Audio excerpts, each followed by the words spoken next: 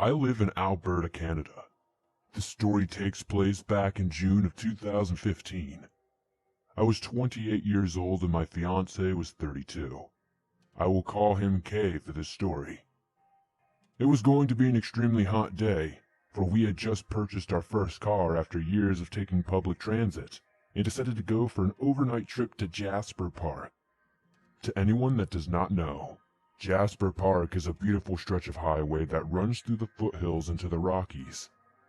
I'm not sure what it is like in other countries, but here in the parks and wooded areas, it is not uncommon for people to pull off on the side of the highway and hike into areas for day trips or even to camp to avoid the overcrowded campgrounds.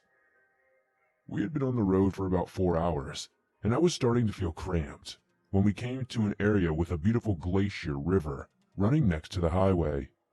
So we decided to pull off the road onto an old maintenance road that ran down what we thought was the train tracks that ran parallel to the road.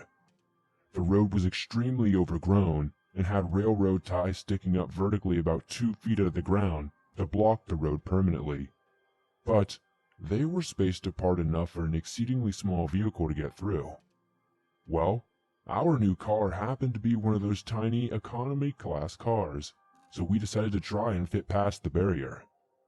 So Kay got out and directed me through the small opening in between the posts, and, to my surprise, we actually fit.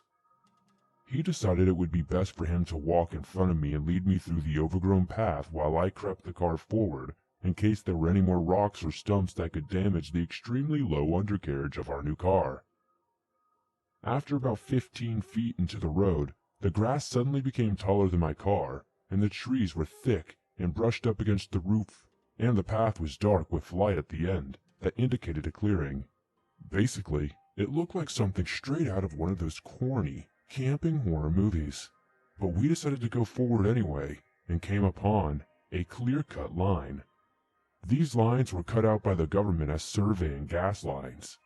Anyways, we went about 50 feet into the clearing that was surrounded by thick trees on all sides. After finding a flattish area where we could make a makeshift camp, Kay decided to go and try to find where the river ran closest, so we could go stick our feet in and cool down. I voiced concern about the bears in the area, and wanted to keep the bear spray with me, so he took his wood axe with him.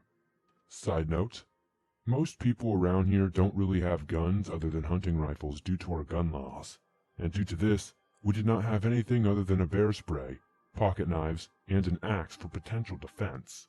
I decided to start digging out our tent and to look for a spot to set it up for the night. Kay was gone for about 5 minutes when I heard what looked like another vehicle close by.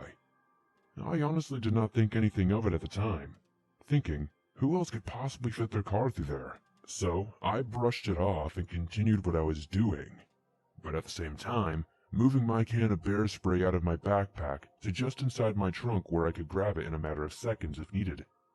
Just in case. After another minute or so, I just happened to look in the direction of the road that led us to the clearing, and, to my surprise, I see a man walking towards me. He looked about 35 to 40 years old, with a ball cap and dirty blue, reflective coveralls on. You know, the ones you see the oil rig guys wear. After the complete shock of seeing someone, I started to notice I could not see his face that well, but he had on a baseball cap of some sort, and shaved with a scruffy beard. He was walking directly towards me, and he had his hands in his pockets. I started to panic a little and immediately called out for Kay and for him to get back here. I hear him yell something off in the distance, but I refuse to take my eyes off the stranger who is now less than 20 feet away from me. Now I should mention that the area is known for hunting, but it was not the season. He reaches me and stops about 5 feet away. Being the friendly person I am, I smiled and said, "Hi, I did not expect to see anyone here." He looks at me from head to toe and stands there for what feels like forever and then says, "Hello, what brings you here?" His tone was very blank, and not giving anything away. I say, "My fiancé and I were just looking for a place to pop the tent up for the night." He freezes at the mention of my fiancé. He looks around as he hears Kay coming through the woods to the right of us. The stranger still gawking at me. He does not move as Kay comes out of the tree line with his axe propped up on his shoulder. Kay looks at me and then the stranger, and he immediately speed walks to my side, and being the cautious, overly protective guy he is, he says, "Hey man, is there something I can help you with?" "No, I was just checking my trail cams." The guy then looks at Kay, assessing him and glaring at his axe. I ask him, "Oh, so you know the area? Do you know if it's okay to camp here for the night?" He looks directly at me and says, "Yeah, as long as you don't have a fire or anything, and once in a while service trucks do come down here to survey." I say thanks for the heads up, and I smile. He will not stop looking at me at this point. Kay sees this and decides he has had enough and says again, "Is there something you needed?" The guy finally stops looking at me long enough to answer. "I was in here checking my trail cams and got a flat on my Jeep." He indicates to the bumper of his Jeep that is visible through the bush. He continues, "I tried changing it to my spare, but I have custom wheels and cannot get the nuts off with the tools I have." Now, to be honest, everyone in Alberta definitely knows that if you have a custom truck or go off-roading, you always carry the proper tools. This was alarm number 1. Kay and I walk closer to get a better view of his vehicle and note that it is one of those jacked up off-road Jeeps with the engine snorkel and everything. I remember the alarms going off in my head yelling at me that this is really weird. Even I carry the tools needed to switch out my tires, and I don't even have a fancy car. At this point, I notice his Jeep is blocking the only entrance into the clearing. I proceed to say, I'm sorry, but as you can tell, I only have a small car and my tire iron is only big enough to fit the nuts for my 15-inch wheels. I don't think we'll be able to help you." The guy starts to look annoyed as Kay and I start to move back to our car.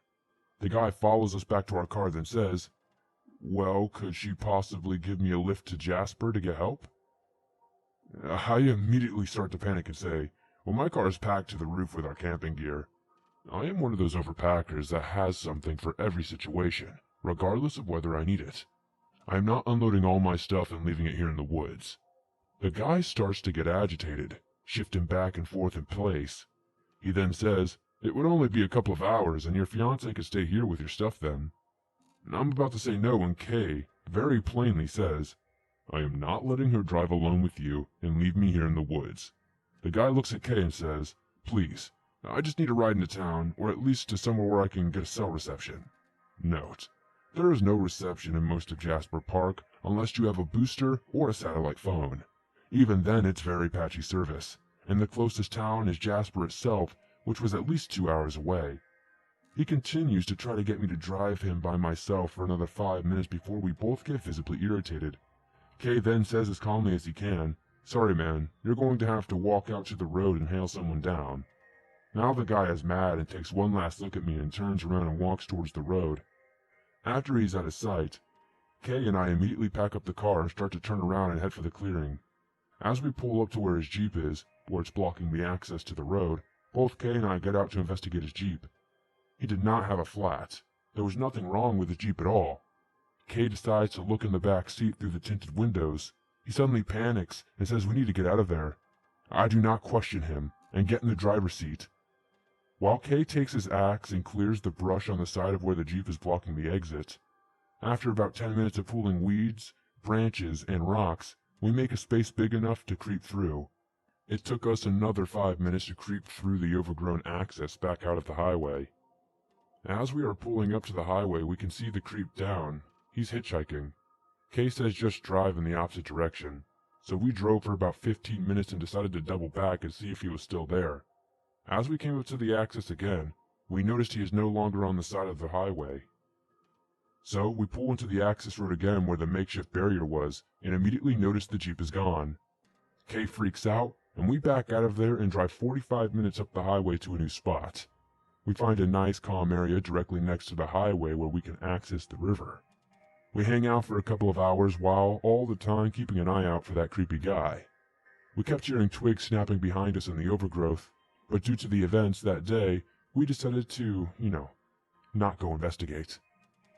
I finally start to relax a little bit and enjoy the sweltering heat. Around 6 p.m. it was starting to get dark because the mountains were blocking the sun, so Kay decides it's time to pack up and leave. I remind him that I had a couple of beers while sitting at the river, so I needed a nap before we go anywhere.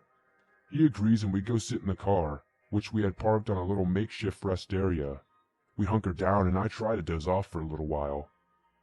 Kay suddenly jerks up and says, "Did you hear that?" Groggy from just passing out. "No, what's going on?" Kay says, "Be quiet." By this time it is pitch black all around us. Suddenly I hear it. The crunch of gravel and twigs as if someone was walking in wide circles around us. We look at each other, then hear it again, as this time it's closer, and to the front of the car. I squint as hard as I can, and then immediately turn the key and turn on the lights. To our surprise, there is no one there. Without saying anything, I decide I had rested enough, and my adrenaline was coursing through me. I turned the engine over and threw the car into reverse and headed back down the highway towards home. After somewhere around 20 minutes of driving and nerve-wrenching silence, I was constantly checking our mirrors the entire time to see if anyone was following us. I break the silence and ask the question that has been bugging me. "So now that we are out of there, what was in the back seat of his Jeep that made you so freaked out?" Kay looks at me, worry etched on his face. Not normal for him at all. He takes a deep breath and says, "It was hard to see due to the tint, but I could make out a hunting rifle, which is not out of the ordinary for here. But, most disturbingly, there was a roll of duct tape, rope, and a tarp."